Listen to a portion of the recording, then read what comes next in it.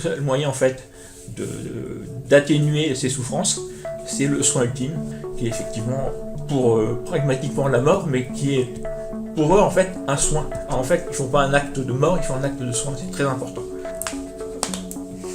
Désolé.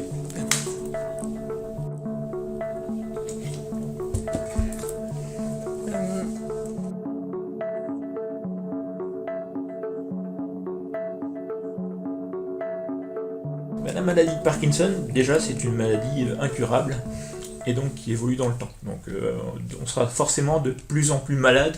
La maladie, elle est surtout connue pour ses effets moteurs, mais elle a aussi en fait des effets qui sont des effets sur les fonctions cognitives et la fonction de gestion des émotions, qui sont des effets moins connus de la maladie. Donc ils peuvent entraîner des pertes de capacité cognitive et donc des pertes en fait de personnalité ou de capacité à prendre des décisions en plein discernement. Et une fois qu'on a perdu cette capacité cognitive, forcément on n'est plus en état de faire cette demande en Belgique. En Suisse, c'est exactement la même chose, mais on n'est plus en capacité d'être reconnu en pleine compétence pour prendre cette décision. Donc j'ai entamé cette démarche en Belgique pour ça, justement, avant de perdre une quelconque capacité, même s'il n'y avait aucune certitude là-dessus. La Belgique me permettait effectivement plus d'avoir une assise médicale de ma démarche, une reconnaissance médicale de ma démarche, et de toute façon la France ne me permettait pas du tout d'avoir accès à ce genre de démarche. La Belgique a une façon très simple de fonctionner. L'aide active à mourir du médecin belge n'est pas un droit, c'est une dépénalisation de l'acte de soin.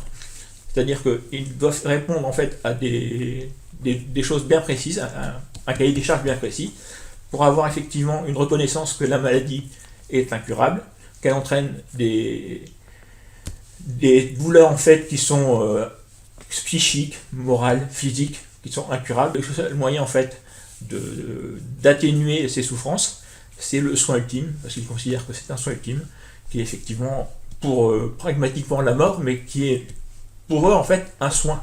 C'est pas en fait, ils font pas un acte de mort, ils font un acte de soin, c'est très important. Et cet acte de soin, s'il répond effectivement à tous les codes du cahier des charges de la législation belge, il est dépénalisé pour le médecin qui pratique ces actes.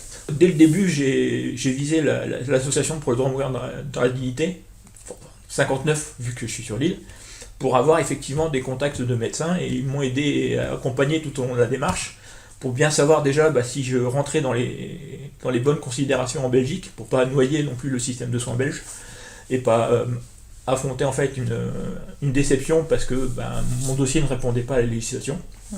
Donc déjà il y a ce premier pas qui est très important, on est accompagné déjà sur la validation de ce dossier, et derrière à chaque étape médicale, que ce soit les médecins spécialistes ou les médecins généralistes, et on a tout un accompagnement jusqu'à l'association en fait qui fait le soin ultime. C'est une fin de vie avec une fin FAIM, c'est-à-dire qu'on profite et on épicurise au maximum en fait les derniers instants, c'est-à-dire qu'on partage les instants qu'on peut partager, et on essaye de bénéficier au maximum de ses proches, au maximum de tous ces instants en fait qui vont forcément s'arrêter dans un mois.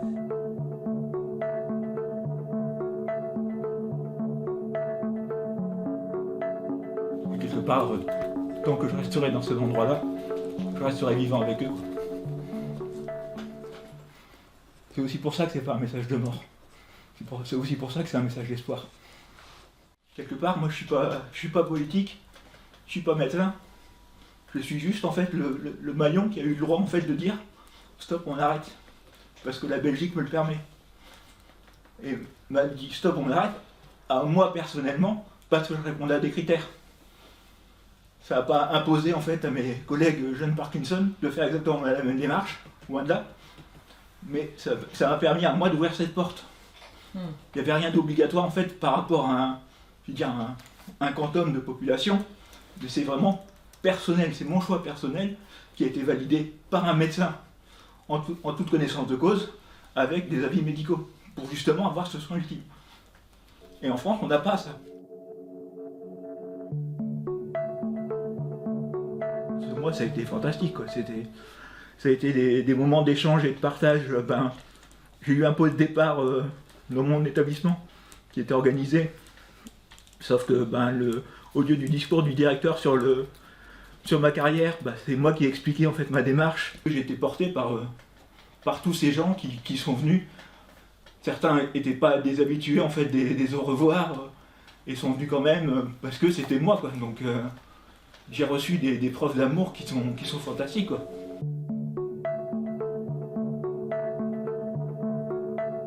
Je ne pouvais pas deviner à quel point ça pouvait être énorme.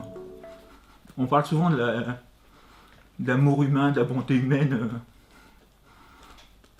Je ne vais pas dire que je la mesure, mais je la ressens. Et ça c'est fantastique quoi. Et encore, merci la fin de vie. Parce que si ça n'avait pas été effectivement dans ce côté-là, il y a plein de tabous qui auraient fait bloquer les choses. Tandis que là, forcément, comme moi j'ai levé le tabou, les gens se lâchent et donnent et partagent et c'est fantastique.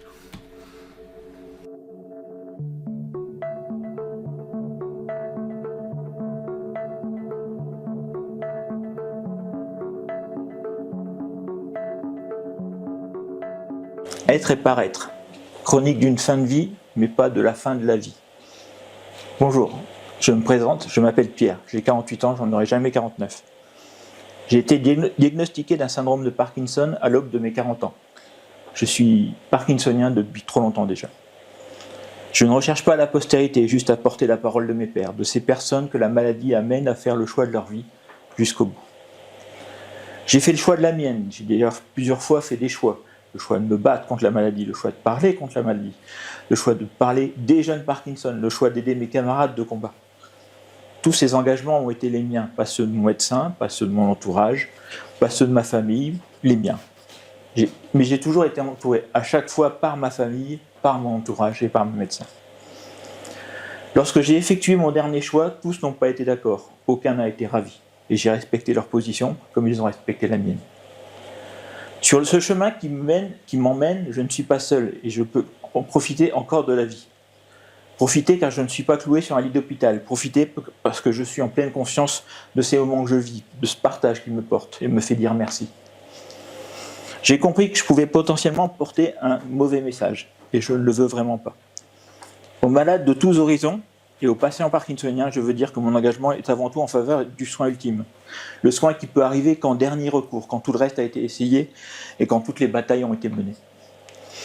Ce choix n'engage bien entendu que moi, je ne saurais vous l'imposer, je ne le souhaite que chacun puisse en disposer.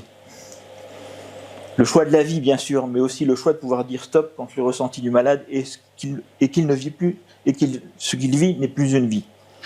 Que trop de choses ont changé, que trop de curseurs ont bougé. Je parle du ressenti propre à chaque malade. Chacun verra midi à sa porte et appréciera en son âme et conscience jusqu'où il souhaite aller. Les médecins connaissent leurs patients, ils sauront reconnaître le choix de ces derniers. Je ne souhaite à personne ni mes combats ni ma maladie, mais je vous souhaite à tous de vivre ma fin de vie. J'ai choisi de vivre pleinement ces derniers instants afin de chavirer encore plus vers la dépendance. Et mes proches me gâtent, m'aiment et vivent avec moi pleinement ces moments. J'ai perdu la bataille face à la maladie, mais je veux faire de ces derniers moments un baroud d'honneur, un feu d'artifice comme un pied de nez à la maladie. Ce dernier Parky-Roubaix en aurait été le témoin, plus de 2000 participants pour lui dire que non, décidément, elle ne gagnera pas. Je ne vous abandonne pas, ce soin ultime est celui qui me guérit. Je vous donne rendez-vous sans moi l'année prochaine pour ce prochain défi. #Parky-Roubaix. Ce chemin sur lequel j'avance depuis quelque temps déjà m'aura permis de préparer au mieux mes proches, de pouvoir leur dire au revoir, de pouvoir aussi porter ce message. Chaque malade est unique, dans sa maladie, dans la manière dont il la vit. Il doit être soutenu dans ses combats, dans ses victoires et dans ses défaites. Il est essentiel qu'il soit entendu quand il ne peut plus se battre. Aucun malade ne fera ce constat de gaieté de cœur. Face à la maladie, il est arrivé quand on pose le genou au sol sans pouvoir se relever, après avoir réussi à le faire tant de fois auparavant. Certains, c'est vrai, se relèveront encore et encore, mais d'autres n'y arriveront pas. Je n'ai jamais baissé les bras, c'est juste que je n'arrive plus à les lever. Ce message est le mien, il n'engage que moi, mais j'aimerais que nous commencions à nous sentir libres d'en parler, en laissant s'il vous plaît, à la fin, la liberté à chacun d'en décider. Vous me direz, mais pourquoi ce titre « Être et paraître » ? Parce que hier c'était une bonne journée et on m'a vu bien, mais aujourd'hui je suis en off. Aujourd'hui, je suis éteint, c'est Parkinson qui me dirige. C'est dans ces moments-là que je suis parkinsonien, alors qu'hier, je paraissais bien.